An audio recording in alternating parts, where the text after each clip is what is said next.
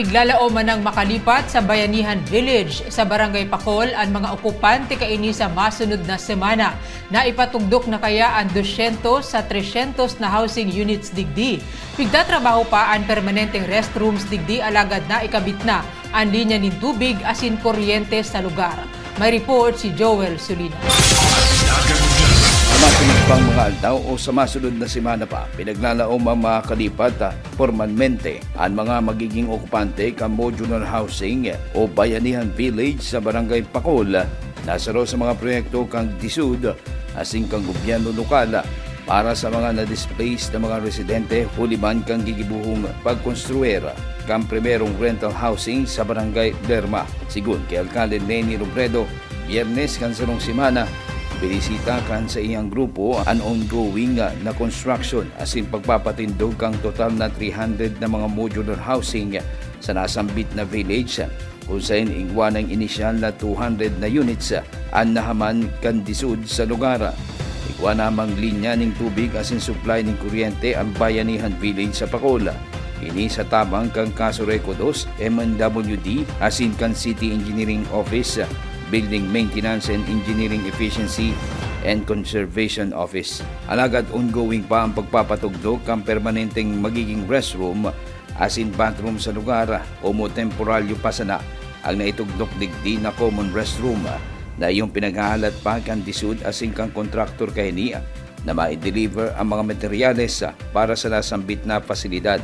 Kaya ba naabala ang paglipat kang nasa 120 mga household ali sa Barangay Lerma. Almost 200 na sinagigibo. Tapos, ngunyan na aldaw, maabot si mga banyo. May pa kaya, di pa naabot si mga banyo. Ang mga banyo kaya duman, common. Ang itsura niya, garo ito man trailer na to, na ginibong mga common restrooms. Dapat sana mabalyo na sinda sa July 15, sa Wednesday. Ngunyan na Wednesday. Pero ang sabi ko, halato na ma-install na si mga banyo, i-delay ning dikit. Day kita pwede maglipat dumana, day pa okay si banyo. So siguro kung malilate siya by a week, siguro next week na lang malipat.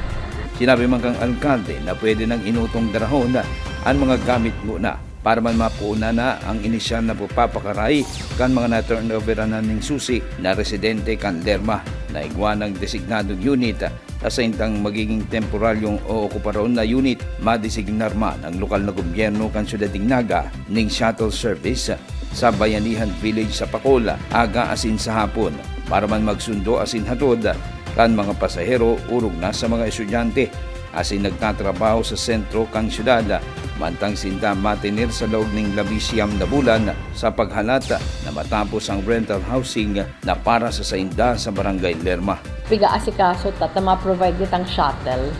Saro pagkaaga, saro pagkahapon. Si mga taka-star luman dahil syempre nagtatrabaho sa Naga tapos si mga aki kaya ang iba nagkakaralase sa Tinago, ang iba sa Tabuk. So maano kitang amay na aga, siguro mga 6:30 si shuttle ka. Pigsa-survey talang yan kung pira ang masakay. Takon dakula pwede si basta ang ipadara, kung salit baka pwede yung jeep. Nagpupuruan naman sinda naman yung pag gabak ang mga harap nila. Nagpupuruan na, saka inawarta na si mga susi. Inawarta na si mga susi para kung gusto na nindang magdaraduman gamit, magparapakaray, pwede na. Para sa Annaga Gunyan, Joel Sulina. Ika ako, kita Annaga. Antabayan ang iba pang impormasyong may kinaaraman sa Lambang Nagenyo. Annaga Ngunyan. Sa ngaran kan sa kuyang pag-iriba sa Public Information Office na pinamamayuhan ni Jason Yola. Ako si Riza Mostar Santos. Diyos mabalos.